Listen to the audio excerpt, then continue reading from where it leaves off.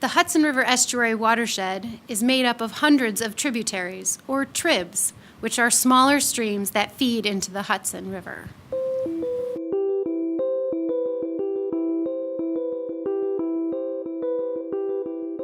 The Trees for Tribs program started in 2007 in the Hudson River Estuary watershed, and we're now expanding throughout the rest of New York State. It was started because the Hudson River Estuary program was already working with a lot of watershed groups, and they wanted to have some on-the-ground projects that they could take on. And so what we do is we provide free trees and shrubs and technical assistance to landowners and municipal landowners to plant in the ground near streams to protect those streams and improve habitat. Usually the way the process is that a landowner or a municipal parks manager will come to me with a project. So they'll say, I have a stream and I'm interested in finding out if there's things we can do to improve the land beside it.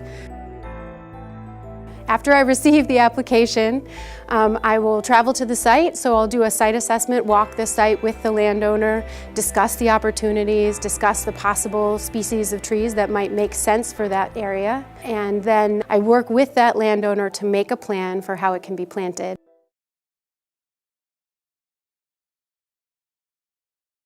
The fact that these native plants were given to me for free for this purpose is like a godsend. The previous owners had stripped the land all the way down to the river, and it was all grass. It was a lawn, if you will. And I could see that it had eroded over the years. I think the natural look along a stream is a lot more appropriate and inviting, if you will, than a lawn right down to the stream.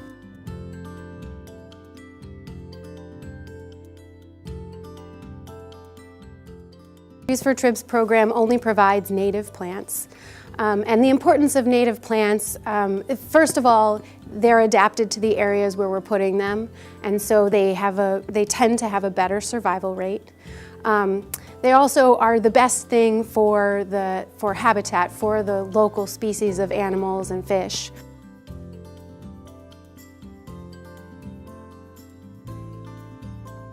Riparian plantings, or streamside plantings, are very important for a number of reasons. When you think about polluted runoff, polluted water reaching a watercourse, the best way to treat that polluted water is right at the stream sides before it enters the waterway.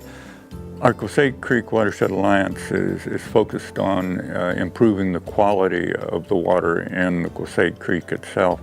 And through the DEC, we receive materials about the Trees for Tribs program.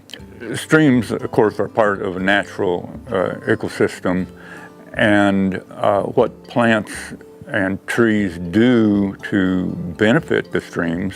First of all, trees provide shade to keep the waters cooler, for which the fish and other aquatic animals like.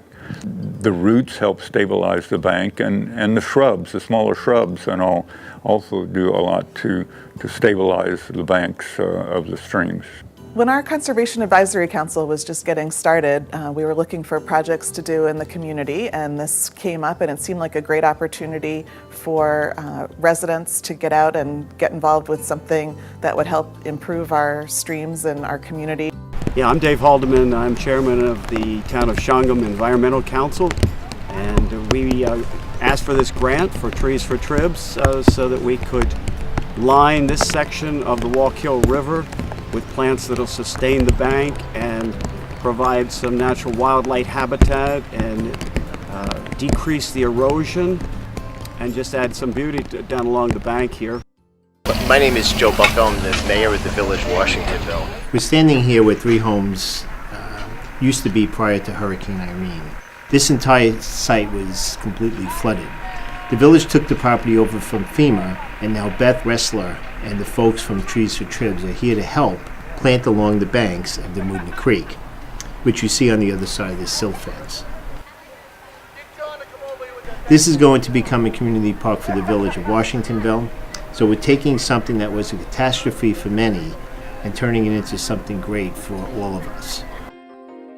I would absolutely recommend that other landowners apply for Trees for Tribs.